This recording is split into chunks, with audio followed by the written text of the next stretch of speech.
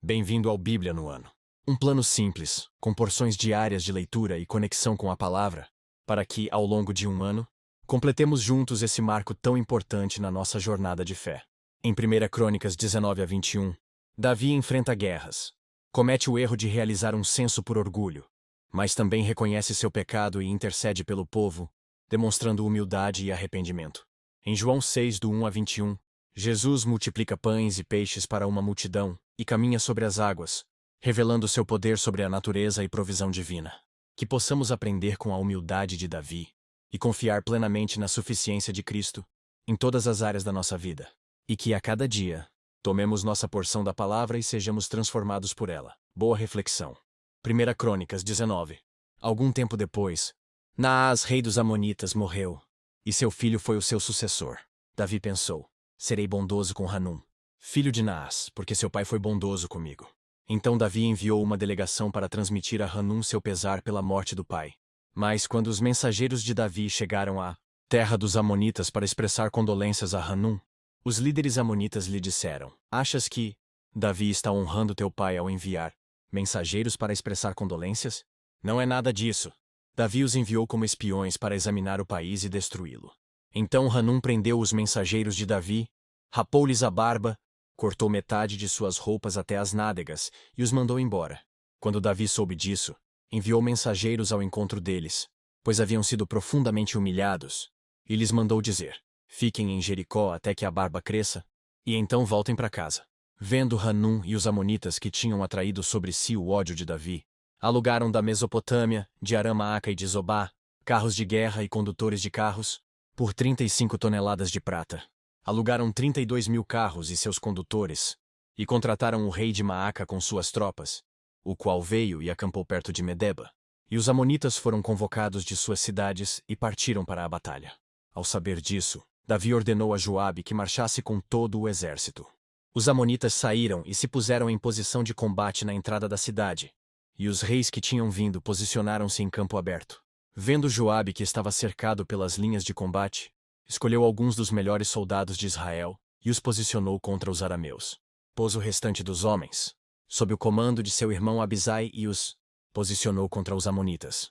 E Joabe disse a Abisai: se os arameus forem fortes demais para mim, venha me ajudar. Mas se os amonitas forem fortes demais para você, eu irei ajudá-lo. Seja forte e lutemos com bravura pelo nosso povo e pelas cidades do nosso Deus, e que o Senhor faça o que for de sua vontade. Então Joabe e seus soldados avançaram contra os arameus que fugiram dele. Quando os amonitas viram que os arameus estavam fugindo de Joabe, também fugiram de seu irmão Abisai e entraram na cidade. Assim Joabe voltou para Jerusalém. Ao perceberem os arameus que haviam sido derrotados por Israel, enviaram mensageiros para trazer arameus que viviam do outro lado do Eufrates. E Sofaque, o comandante do exército de Hadadezer, veio à frente deles. Informado disso, Davi reuniu todo o Israel e atravessou o Jordão. Avançou contra eles e formou linhas de combate defronte deles. Mas começado o combate, eles fugiram de diante de Israel. E Davi matou 7.000 dos seus condutores de carros de guerra e 40.000 dos seus soldados de infantaria. Também matou Sofaque, o comandante do exército deles. Quando os vassalos de Hadadezer viram que tinham sido derrotados por Israel, fizeram a paz com Davi e se sujeitaram a ele. E os arameus não quiseram mais ajudar os amonitas. 1 Crônicas 20. Na primavera seguinte, na época em que os reis saem à guerra, Joabe conduziu o seu exército até a terra dos amonitas e a arrasou. Enquanto Davi ainda estava em Jerusalém, Joabe cercou Rabá, a capital, atacou-a e deixou-a em ruínas. Davi tirou a coroa da cabeça de Milcom, uma coroa de ouro de 35 quilos, ornamentada com pedras preciosas, e ela foi colocada na cabeça de Davi. Ele levou uma grande quantidade de bens da cidade, e levou também os seus habitantes, designando-lhes trabalhos com serras, picaretas de ferro e machados. Davi fez assim com todas as cidades amonitas. Depois voltou com todo o seu exército para Jerusalém. E houve depois disso uma guerra com os filisteus. Em Dizer, naquela época, Sibecai de Hussate matou Sipai, um dos descendentes dos Refaíns, e os filisteus foram subjugados. Noutra batalha contra os filisteus, Elanã, filho de Jair, matou Lami, irmão de Golias de Gate, que possuía uma lança cuja haste parecia uma lançadeira de tecelão. Noutra batalha, em Gate, havia um homem de grande estatura e que tinha 6 dedos em cada mão e 6 dedos em cada pé. 24 dedos ao todo.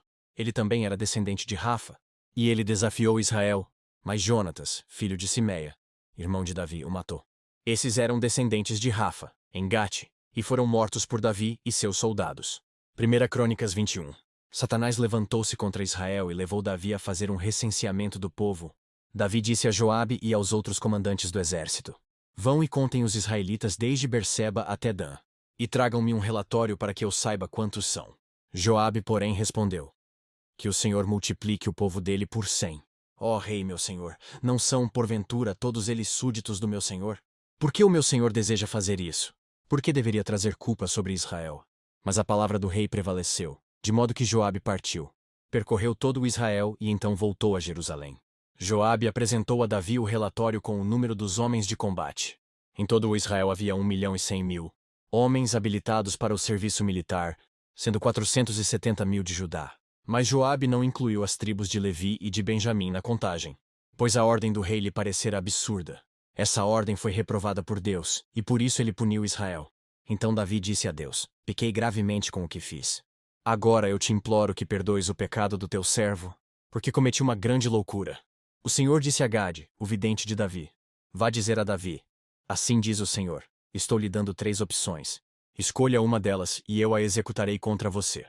Então Gade foi a Davi e lhe disse: Assim diz o Senhor, escolha. 3 anos de fome, 3 meses fugindo de seus adversários, perseguido pela espada deles. Ou 3 dias da espada do Senhor, isto é, 3 dias de praga, com o anjo do Senhor assolando todas as regiões de Israel. Decida agora como devo responder àquele que me enviou. Davi respondeu: É grande a minha angústia. Prefiro cair nas mãos do Senhor, pois é grande a sua misericórdia, e não nas mãos dos homens. Então o Senhor enviou uma praga sobre Israel, e 70.000 homens de Israel morreram. E Deus enviou um anjo para destruir Jerusalém. Mas quando o anjo ia fazê-lo, o Senhor olhou e arrependeu-se de trazer a catástrofe, e ele disse ao anjo destruidor: Pare, já basta.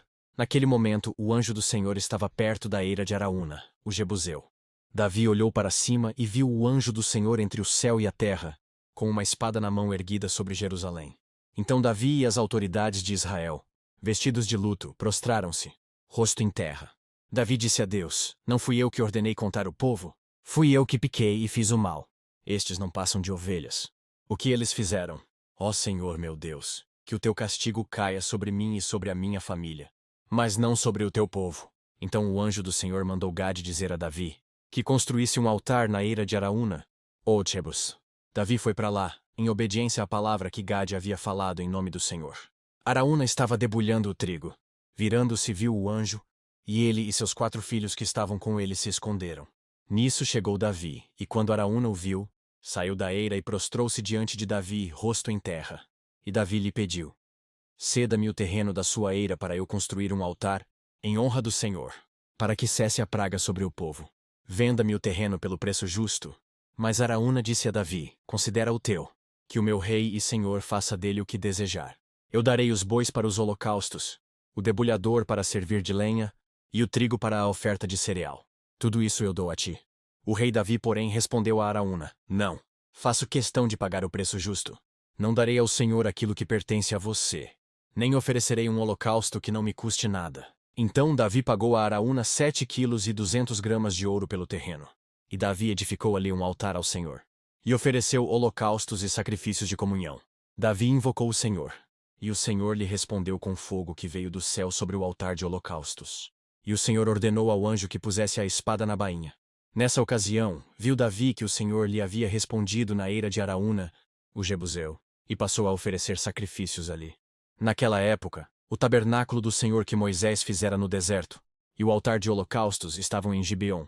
Mas Davi não podia consultar a Deus lá, pois tinha medo da espada do anjo do Senhor. João 6. Algum tempo depois, Jesus partiu para a outra margem do mar da Galileia, ou seja, do mar de Tiberíades. E grande multidão continuava a segui-lo, porque vira os sinais miraculosos que ele tinha realizado nos doentes. Então Jesus subiu ao monte e sentou-se com os seus discípulos. Estava próxima à festa judaica da Páscoa. Levantando os olhos e vendo uma grande multidão que se aproximava, Jesus disse a Filipe: Onde compraremos pão para esse povo comer? Fez essa pergunta apenas para pô-lo à prova, pois já tinha em mente o que ia fazer.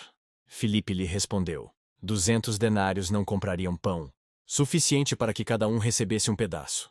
Outro discípulo, André, irmão de Simão Pedro, tomou a palavra. Aqui está um rapaz com 5 pães de cevada e 2 peixinhos. Mas o que é isto para tanta gente? Disse Jesus: mandem o povo assentar-se. Havia muita grama naquele lugar, e todos se assentaram. Eram cerca de 5.000 homens. Então Jesus tomou os pães, deu graças e os repartiu entre os que estavam assentados, tanto quanto queriam. E fez o mesmo com os peixes. Depois que todos receberam o suficiente para comer, disse aos seus discípulos: ajuntem os pedaços que sobraram, que nada seja desperdiçado. Então eles os ajuntaram e encheram 12 cestos com os pedaços dos 5 pães de cevada deixados por aqueles que tinham comido. Depois de ver o sinal miraculoso que Jesus tinha realizado, o povo começou a dizer: sem dúvida este é o profeta que devia vir ao mundo. Sabendo Jesus que pretendiam proclamá-lo rei à força, retirou-se novamente sozinho para o monte. Ao anoitecer, seus discípulos desceram para o mar, entraram num barco e começaram a travessia para Cafarnaum. Já estava escuro, e Jesus ainda não tinha ido até onde eles estavam. Soprava um vento forte e as águas estavam agitadas. Depois de terem remado cerca de 5 ou 6 quilômetros, viram Jesus aproximando-se do barco, andando sobre o mar, e ficaram aterrorizados. Mas ele lhes disse: sou eu. Não tenham medo! Então se animaram a recebê-lo no barco, e logo chegaram à praia para a qual se dirigiam. Que as palavras de hoje permaneçam em seu coração e transformem sua caminhada de fé. Não esqueça de curtir, compartilhar e se inscrever no canal para continuar essa jornada conosco. Se ficou para trás, não tem problema. É só assistir aos vídeos anteriores e se manter firme no plano. Nos vemos no próximo vídeo para mais uma porção da Palavra de Deus. Até lá. A paz.